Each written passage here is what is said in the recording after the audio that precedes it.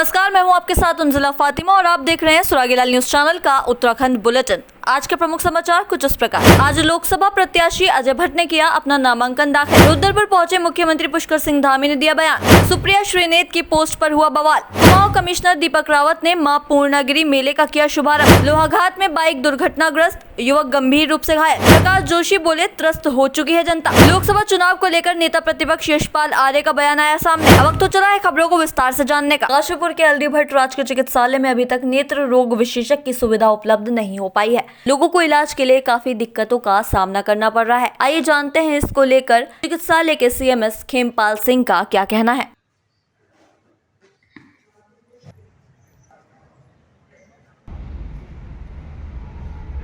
और हमारे यहाँ जो सुविधा ईएनटी की सुविधा है हमारे पास, और हमारा एक हॉस्पिटल पीपी मोड में चल रहा है जो कि हार्ट सेंटर, वहाँ से भी लोगों को काफ़ी सुविधा मिल रही है।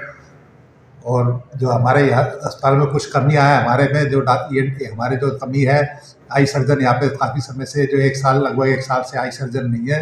मशीनें हमारे पास है, एक आई सर्जन मिल जाए तो और भी हमें लोगों को सुविधा मिल सकती है। काशीपुर में बहुजन समाज पार्टी के अख्तर माहीगीर को नैनीताल उधम सिंह नगर का लोकसभा प्रत्याशी बनाया गया है।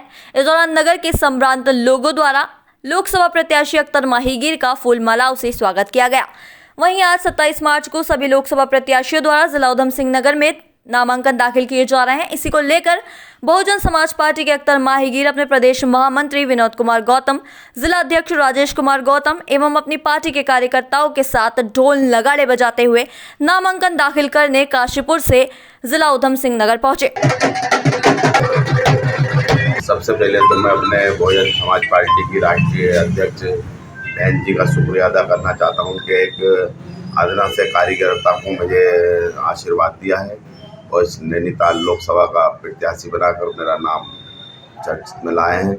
मेरे ही समाज के लोगों ने सभी ने बहन जी को भी बधाई दी है और उनका शुक्रिया अदा करा है। रात जैसे मैं वहाँ पर पहुँचा हूँ तो मेरी माहीगीर बिरादरी ने सभी अफसरान लोग, जो जुमला पंचायत माहीगीरान के लोग बैठे हुए थे, बहन जी को का शुक्रिया अदा करा है तहे दिल से, क्या हमें इस लायक समझा है। हमारी पहचान पूरे हिंदुस्तान के परचम लहराया है।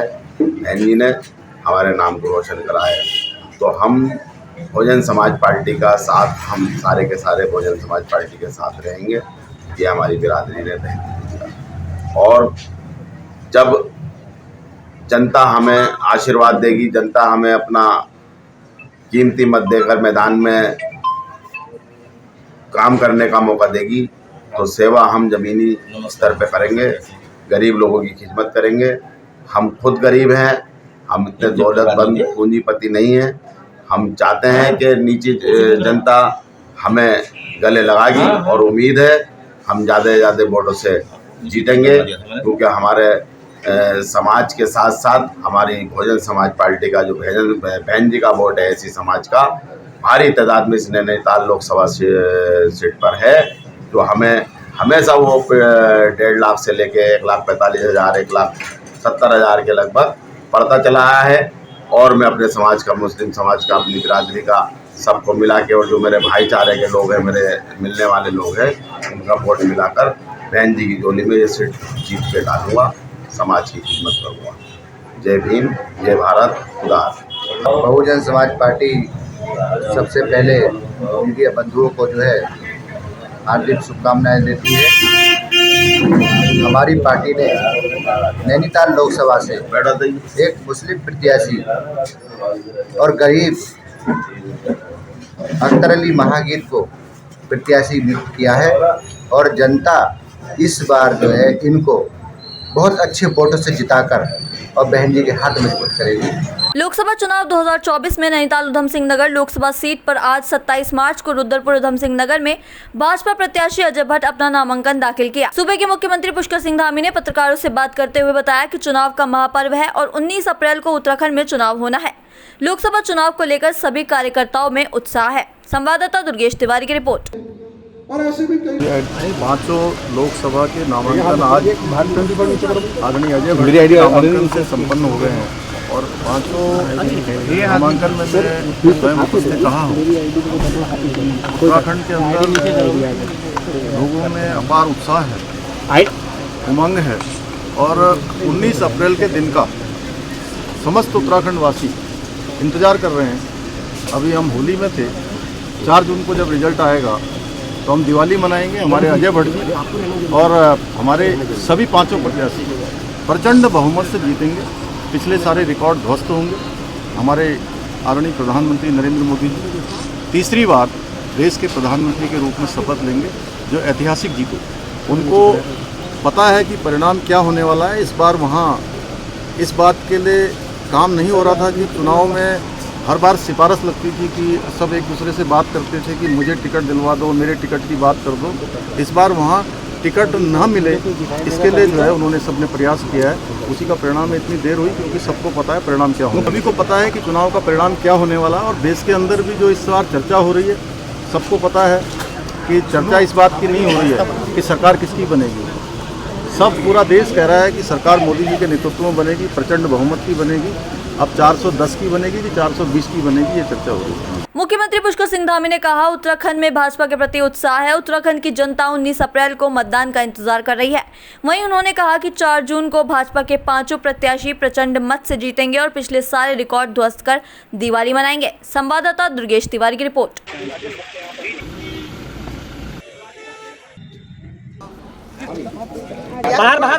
कहा हूँ, उत्तराखंड के अंदर लोगों में अपार उत्साह है, उमंग है और 19 अप्रैल के दिन का समस्त उत्तराखंड वासी इंतज़ार कर रहे हैं। अभी हम होली में थे, 4 जून को जब रिजल्ट आएगा तो हम दिवाली मनाएंगे। हमारे अजय भट्ट जी और हमारे सभी 5 प्रत्याशी प्रचंड बहुमत से जीतेंगे। पिछले सारे रिकॉर्ड ध्वस्त होंगे। हमारे आदरणीय प्रधानमंत्री नरेंद्र मोदी जी तीसरी बार देश के प्रधानमंत्री के रूप में शपथ लेंगे, जो ऐतिहासिक जीत होगी। कांग्रेस राष्ट्रीय प्रवक्ता सुप्रिया शुनेत द्वारा भाजपा लोकसभा प्रत्याशी कंगना रनौत पर टिप्पणी का बवाल थमने का नाम नहीं ले रहा है। जहां देश भर में उनकी आलोचना की जा रही है, वहीं भाजपा के प्रदेश चुनाव प्रभारी दुष्यंत गौतम ने भी इस पर कांग्रेस को आड़े हाथ लेते हुए कहा कि जहां एक और भाजपा ने नारी सम्मान को लेकर आरक्षण विधेयक संसद में पारित कराया है, वहीं कांग्रेस जो नारी सम्मान की बातें करती है, उनके द्वारा एक कलाकार, अभिनेत्री व भाजपा प्रत्याशी को लेकर अभद्र टिप्पणी की गई है। संवाददाता सुनील राज की रिपोर्ट। क्योंकि जहां देश के प्रधानमंत्री महिला का सम्मान करते हैं, उत्तराखंड के मुख्यमंत्री ने 30% आरक्षण उनको देने की बात की, वहीं केंद्र में भी आरक्षण मिला है। महिलाओं के गौरव से देश का और समाज का, उत्तराखंड का गौरव देखा जाता है। वहीं पर ही कांग्रेस ने जिस प्रकार से आज हमारी उम्मीदवार का अपमान किया है, एक महिला का अपमान किया है, एक उस महिला का अपमान किया है जो अपने स्वाभिमान के साथ जिंदा रहते हुए संघर्ष में स्थिति में अपने एक आयाम बनाया है, जो लगातार अनेक अपने कला के माध्यम से जो हमारी देश की संस्कृति है उसका भी अनुमोदन करती रही है। ये कांग्रेस की महिलाओं के प्रति मानसिकता दर्शाती है कि वो महिलाओं का कभी भी सम्मान नहीं कर सकते। जिस नज़रिए से वो देखते हैं उसका आभास उनकी एक नेत्री के माध्यम से हुआ है। बाद में वो कितनी भी सफाई देती रहे, झूठ बोलने का उनका एक चरित्र है, और झूठ बोल के इस प्रकार से वो अपना काम अपनी बात से झूठनाने का काम कर रही है। मेरे ख्याल में बहुत दुखदायी है। उत्तर भारत के सुप्रसिद्ध शक्तिपीठ मां पूर्णागिरि मेले 2024 का मंगलवार को शुभारंभ हो गया है। मां के जयकारों के बीच आयुक्त कुमाऊं दीपक रावत द्वारा ठूलीघार प्रवेश द्वार पर फीता काटकर मेले का शुभारंभ किया गया। आपको बता दें कि मेला 82 दिनों यानी कि 26 मार्च से 15 जून तक चलेगा। संवाददाता लक्ष्मण विष्ट की रिपोर्ट। मेले का आज शुभारंभ हुआ है और जो स्वरूप है मेले का ये बढ़ता जा रहा है, संख्या में इजाफा है।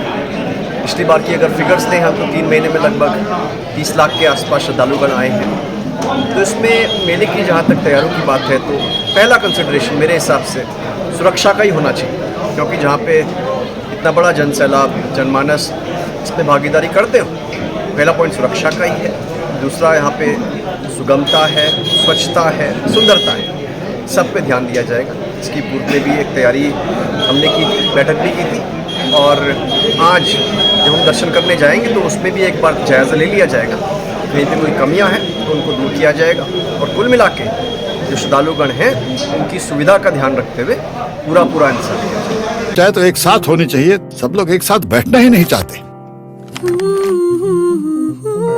पापा, try this. लो, सब लपक लिए।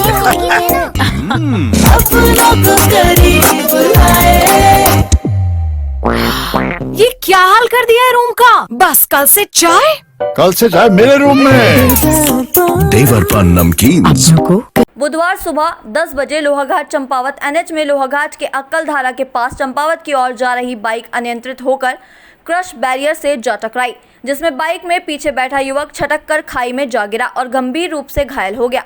वहां मौजूद लोगों के द्वारा घायल को खाई से निकाला गया। वहीं भाजपा के पूर्व जिला महामंत्री नवीन बोरा के द्वारा बाइक सवार दोनों घायलों को अपने वाहन से लोहाघाट उपजिला चिकित्सालय पहुंचाया गया, जहां डॉक्टर दीक्षा ने गंभीर रूप से घायल लवलेश औली का प्राथमिक उपचार कर चंपावत जिला चिकित्सालय रेफर कर दिया है। संवाददाता लक्ष्मण बिष्ट की रिपोर्ट। बाईं तरफ का पूरा सर था वो पूरा फट रखा है, और जो उसका कान था वो भी पूरा अलग हो रखा है। जो रीढ़ की हड्डी है वो भी बीच से हट रखी है, और उसको काफ़ी काफ़ी खून बहा है पेशेंट का। बाकी यहाँ से जितना भी हो सकता था प्राइमरी ट्रीटमेंट दे दिया और आगे के लिए रेफर करें। बाकी आगे देखते हैं क्या होता है उसके हिसाब से। मैं सब नानीपुरी पुल के लगभग 150-200 मीटर इधर बाइक से बाइक टकराई थी, और लड़का नीचे से कुछ लोग ला रहे थे। फिर मैं भी नीचे उतरा और हमने निकाला। उसके बाद 108 को फ़ोन तो कर दिया था, लेकिन मैंने सोचा 108 में देर हो जाएगी, तो इसलिए पहले अपनी गाड़ी से ले आया। और चोट भी काफ़ी है, उसके सर में गंभीर था। तो मेरे साथ खुशकिस्मती से मेरी धर्मपत्नी थी, जिनको थोड़ा सा स्वास्थ्य का ज्ञान है, तो उन्होंने उसको थोड़ा रेस्पिरेशन करा के उसकी सांस वापस आई। अभी तो ठीक लग रहा है, बाकी देखते हैं क्या होता है। भाई साहब, हमें तो हमेशा ही आगे आना चाहिए। यह घटना हमारे साथ भी हो सकती थी, ये आदमी ने सोचना चाहिए। और बहुत से लोग थे, लोगों ने मदद भी की, कुछ लोग वैसे भी खड़े थे, कुछ लोगों ने मदद भी की। मदद करनी चाहिए। नैनीताल लोकसभा सीट से कांग्रेस के प्रत्याशी प्रकाश जोशी ने अपना नामांकन दाखिल किया। नामांकन दाखिल करने से पहले आज वह अपने आवास में पार्टी के कार्यकर्ताओं से मुखातिब हुए।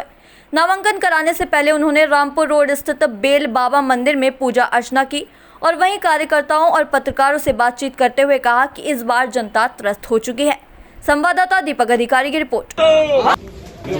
जी भी तो जब भी कोई चुनाव आता है तो कुछ ना कुछ कह देते हैं, इतना पार उतना पार। पिछले चुनावों के परिणामों ने बताया अलग अलग राज्यों में और इधर उधर कि वो कितना पार पहुंचा। तो ये चुनाव का परिणाम बताएगा, और हम आश्वस्त हैं कांग्रेस पार्टी अपने कार्यकर्ताओं के दम पे जनता के आशीर्वाद से, क्योंकि जनता त्रस्त हो चुकी है पिछले 10 साल से देश में मोदी जी का शासन, या फिर आप कह लीजिए प्रदेश में 7 साल से। और हम विशेष तौर पर हमारे इस क्षेत्र में अगर आप बात करें संसदीय क्षेत्र की, तो जो वर्तमान सांसद हैं उनकी निष्क्रियता और वो अलोकप्रियता जो उनकी हो चुकी है, मुझे पूरा विश्वास है कि इस बार क्षेत्र की जनता भारी बहुमत से मुझे अपना आशीर्वाद देकर विजय बनाएगी। मुद्दे क्या हैं आपके जो जनता के बीच लेकर आप जाएंगे? देखिए, मुद्दों की कोई कमी नहीं है।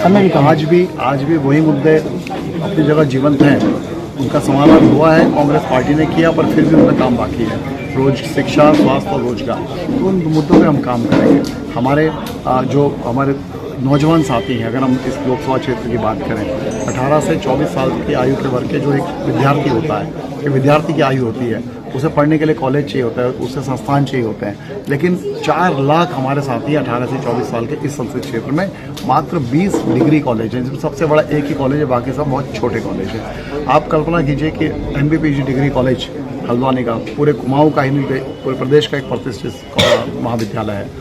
15,000 के आसपास 12 से 15,000 विद्यार्थियों का वहाँ एडमिशन रहता है हर बार। मात्र 2,500 से 3,000 विद्यार्थी वहाँ बैठने की क्षमता है। इसका क्या मतलब? सरकार फीस तो 15,000 विद्यार्थियों से ले रही है, बैठने के लिए अनुमति देती है मात्र 2,500-3,000 विद्यार्थियों।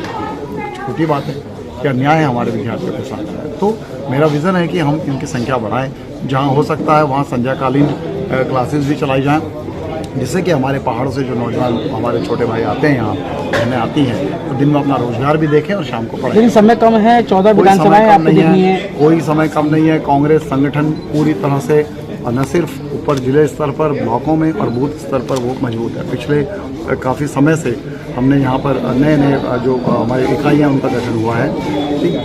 भाजपा का पन्ना पर वो पन्ना में रहता है, हमारा कार्यकर्ता आपको बूथ पे दिखाई देगा। उनके दम पे ये पॉलिसी का चुनाव होता है, पार्लियामेंट का चुनाव, और हमारा कार्यकर्ता उसका जनता के बीच लेके जाएगा। उनके प्रोडक्शन चाहे तो एक साथ होनी चाहिए, सब लोग एक साथ बैठना ही नहीं चाहते। पापा ट्राई दिस। लो सब लपक लिए।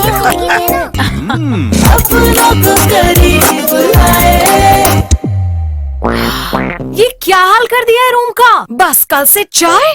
कल से चाय मेरे रूम में। देवर पान नमकीन। हल्द्वानी में आज नेता प्रतिपक्ष यशपाल आर्य ने लोकसभा चुनाव को लेकर पत्रकारों से बातचीत करते हुए कहा कि देश की जनता ने परिवर्तन का मन बना लिया है। 2024 के लोकसभा चुनाव तक हर मुद्दे बदले हैं। महंगाई, बेरोजगारी, भ्रष्टाचार, पलायन, बिगड़ती कानून व्यवस्था, उत्तराखंड के जल जंगल जमीन को निजी हाथों में दिए जाने, अंकिता भंडारी हत्याकांड जैसे कई अहम मुद्दे हैं जो जनता के दिमाग में हैं। संवाददाता दीपक अधिकारी की रिपोर्ट।